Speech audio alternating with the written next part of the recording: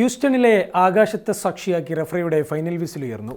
പോർച്ചുഗലിന് തോൽവിയേക്കാൾ ഭാരമുള്ളൊരു സമനില. മറുവശത്ത് കോങ്കോക്ക് ഒരു ചരിത്ര നിയോഗവും.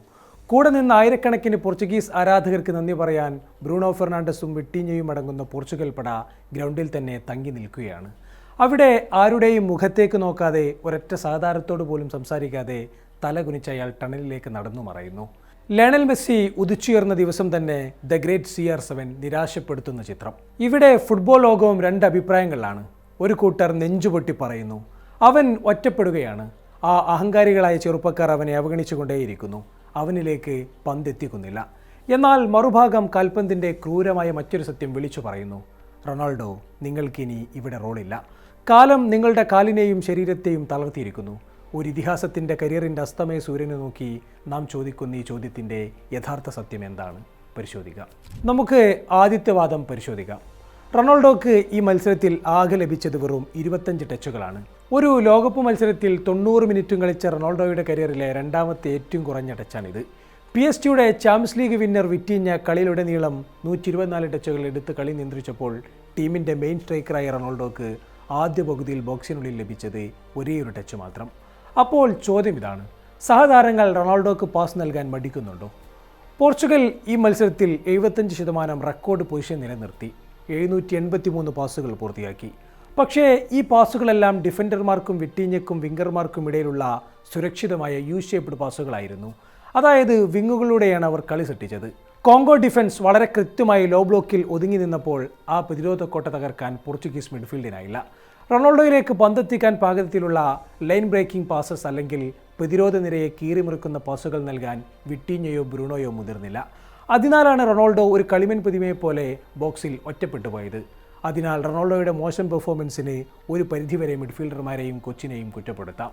പ്രീമിയർ ലീഗിൽ 21 അസിസ്റ്റുകളുമായി റെക്കോർഡിട്ട് വന്ന ബ്രൂണോ ഫെർണാണ്ടസ് ഈ മത്സരത്തിൽ 92 മിനിറ്റ് വരെ ഒരു ചാൻസ് പോലും ക്രിയേറ്റ് ചെയ്തിട്ടില്ല എന്നും ഓർക്കണം. എന്നാൽ ഇതിന് മറിച്ചും വാദമുണ്ട്. ഫ്രാൻസിൻ്റെ മുൻ സൂപ്പർ താരം തിയറി ഹെൻറി ഫോക്സ് സ്പോർട്സിൽ പറഞ്ഞ ഒരു കാര്യം ഇങ്ങനെയാണ്, ടീമിനാണ് ഗോൾ വേണ്ടത്, അല്ലാതെ റൊണാൾഡോക്കല്ല.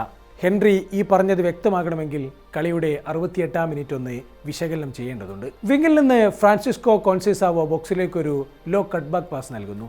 റൊണാൾഡോക്ക് തൊട്ടു പിന്നിൽ തികച്ചും ഫ്രീ ആയി ഗോൾ അടിക്കാൻ പാകത്തിൽ ബ്രൂണോ ഫെർണാണ്ടസ് നിൽപ്പുണ്ടായിരുന്നു. എന്നാൽ റൊണാൾഡോ ആ പന്ത് അറ്റൻഡ് ചെയ്ത് ഒരു ഷോട്ട് തീർത്തു. ദുർബലമായ ഷോട്ട് പുറത്തേക്ക് പോകുമ്പോൾ ബ്രൂണോ തീർത്തും നിരാശനായി പന്ത് ചോദിക്കുന്നത് കാണാമായിരുന്നു. ഇവിടെയാണ് പോയ കാലത്തെ റൊണാൾഡോയും ഇന്നത്തെ റൊണാൾഡോയും തമ്മിലുള്ള വലിയ ടാക്റ്റിക്കൽ വ്യത്യാസം. തൻ്റെ പ്രൈം ടൈമിലായിരുന്നുവെങ്കിൽ റൊണാൾഡോ അവിടെ എന്തായിരിക്കും ചെയ്യുക? ഇത്തരം ക്രോസുകൾ വരുമ്പോൾ അദ്ദേഹം നേരെ 6 യാർഡ് ബോക്സിൻ്റെ ഉള്ളിലേക്ക്, അതായത് ഗോൾ പോസ്റ്റിന് തൊട്ടു മുന്നിലേക്ക് ഒരു ഫോർവേഡ് റൺ നടത്തും. റൊണാൾഡോ അങ്ങനെ ഓടുമ്പോൾ കോങ്കോയുടെ ഡിഫൻഡർമാരും ഭയന്ന് അദ്ദേഹത്തോടൊപ്പം ഗോൾ ലൈനിലേക്ക് ഓടും. അതിൻ്റെ ഫലമായി ബോക്സിന് നടുവിൽ ബ്രൂണോക്ക് പന്ത് സ്വീകരിച്ച് ഷൂട്ട് ചെയ്യാൻ വൻ സ്പേസ് തുറന്നു കിട്ടുമായിരുന്നു. പക്ഷേ ഇവിടെ സംഭവിച്ചത് നേരെ തിരിച്ചാണ്. റൊണാൾഡോ മുന്നോട്ട് ഓടുന്നതിനു പകരം പന്ത് വരുന്ന ബാക്ക് പാസിൻ്റെ റൂട്ടിലേക്ക് കയറി നിന്നു. ഇതോടെ കോങ്കോ ഡിഫൻസിൻ്റെ കാര്യങ്ങൾ എളുപ്പമായെന്ന് പറയാം. മാഞ്ചസ്റ്റർ യുണൈറ്റഡിലോ റയലിലോ കളിച്ചിരുന്ന പ്രൈം റൊണാൾഡോയെ ഓർമ്മയില്ലേ? പ്രതിരോധ നിരയെ ഡ്രിബിൾ ചെയ്ത് കയറുന്ന ചീറ്റപ്പുലിയുടെ വേഗതയുള്ള മിഡ്ഫീൽഡിലേക്ക് ഇറങ്ങി വന്ന് കളി മെനയുന്ന സാക്ഷാൽ ക്രിസ്ത്യാനോയെ. അന്ന് അദ്ദേഹം വെറും ഒരു ഗോൾ സ്കോറർ ആയിരുന്നില്ല, മറിച്ച് കളിയെ മൊത്തത്തിൽ സ്വാധീനിക്കുന്നൊരു ക്രിയേറ്റീവ് എൻജിൻ കൂടിയായിരുന്നു. എന്നാൽ ഇന്ന് പ്രായം 41 എത്തി നിൽക്കുമ്പോൾ ആ വേഗതയും കായികക്ഷമതയും പ്രകൃതി നിയമം പോലെ തന്നെ കുറഞ്ഞിരിക്കുന്നു. കോങ്കോ മിഡ്ഫീൽഡർ എൻഗായേൽ മുഖാവു മത്സരശേഷം പറഞ്ഞത് എത്ര ക്രൂരമായ യാഥാർത്ഥ്യമാണ്. ഞങ്ങൾക്കറിയാമായിരുന്നു ആ റൊണാൾഡോയല്ല ഇതെന്ന്. അദ്ദേഹം ഇപ്പോൾ ഓടുന്നത് കുറവാണ്. വേഗത കുറഞ്ഞതോടെ റൊണാൾഡോ തൻ്റെ കളിശൈലി മാറ്റി. അദ്ദേഹം ഒരു പ്യുവർ പെനൽറ്റി ബോക്സ് സ്ട്രൈക്കറായി മാറിയിട്ടുണ്ട്. അദ്ദേഹം ഇപ്പോൾ പ്രതിരോധത്തിൽ ഒട്ടും സഹായിക്കാറില്ല. കോങ്കോ പന്ത് തിരിച്ചു പിടിച്ചപ്പോഴെല്ലാം റൊണാൾഡോ ഒരടി പോലും പിന്നോട്ട് ഓടിയില്ല എന്നതും നമ്മൾ കാണണം. എന്നാൽ വെയിൻ റൂണി BBC റൊണാൾഡോയുടെ ഈ നിൽപ്പ് ഒരു തന്ത്രമായാണ് വിലയിരുത്തുന്നത്. അദ്ദേഹം ഓഫ് സൈഡ് പൊസിഷനിൽ നിൽക്കുന്നത് ലേസി ആയതുകൊണ്ടല്ല, മറിച്ച് ഡിഫൻഡർമാരെ കൺഫ്യൂഷനിലാക്കാനാണെന്നാണ് റൂണി പറയുന്നത്. പക്ഷേ പ്രായോഗികമായി പോർച്ചുഗൽ കൗണ്ടർ പ്രസ് ചെയ്യുമ്പോൾ റൊണാൾഡോക്ക് ഒന്നും ചെയ്യാനാകുന്നില്ല എന്നതൊരു യാഥാർത്ഥ്യമാണ്. മത്സരത്തിലുടനീളം DR കോങ്കോയുടെ കടുത്ത പ്രതിരോധ കോട്ട കാരണം റൊണാൾഡോക്ക് ഹെഡറിലും വലിയ ബുദ്ധിമുട്ടുകൾ നേരിടേണ്ടി വന്നു. കളിയിലുടനീളം താരമെടുത്ത 3 ഷോട്ടുകളിൽ നിന്ന് ഇഞ്ചുറി ടൈമിൽ ലഭിച്ച ഹെഡർ അവസരമായിരുന്നു. എന്നാൽ ആ header Congo goal keeper Lionel എംബാസിക്ക് യാതൊരു ഭീഷണിയും ഉയർത്താതെ പുറത്തേക്ക് പോവുകയാണ് ചെയ്തത്. അദ്ദേഹത്തിന് ഏരിയൽ ബോളുകൾ കൃത്യമായി കണക്ട് ചെയ്യാനാകാതെ പോയതിന് പിന്നിലെ പ്രധാന ടാക്ടിക്കൽ കാരണങ്ങൾ ഇവയാണ്. ഒന്ന്, സ്റ്റാറ്റിക് പൊസിഷൻ. പണ്ടൊക്കെ അതിവേഗം ഓടിയെത്തിയാണ് അദ്ദേഹം പന്തിലേക്ക് ജംപ് ചെയ്യാറുള്ളത്. എന്നാൽ ഈ മത്സരത്തിൽ വേഗത കുറഞ്ഞതുകൊണ്ട് അദ്ദേഹം ബോക്സിനുള്ളിൽ ഒരേ സ്ഥലത്ത് തന്നെ നിന്നു പോകുകയായിരുന്നു. ഒരേ സ്ഥലത്ത് നിന്നുകൊണ്ട് കോങ്കോയുടെ കരുത്തരായ സെൻറ്റർ ബാക്കുകൾക്കെതിരെ വായുവിൽ മത്സരിക്കാൻ അദ്ദേഹത്തിനായില്ല. റൊണാൾഡോയെ ബോധപൂർവം ഒറ്റപ്പെടുത്തുകയല്ല, മറിച്ച് അങ്ങനെ സംഭവിച്ചു പോകുന്നതാണ്. അപ്പോൾ വീണ്ടും ഉയരുന്ന ചോദ്യം ഇതാണ്: മുൻ കോച്ച് ഫെർണാണ്ടോ സാന്റോസ് 2022 കാണിച്ച ആ ധീരത മാർട്ടിനസും കാണിക്കുമോ? റൊണാൾഡോയെ മാറ്റി നിർത്തി ടീമിൻ്റെ വേഗത കൂട്ടുമോ?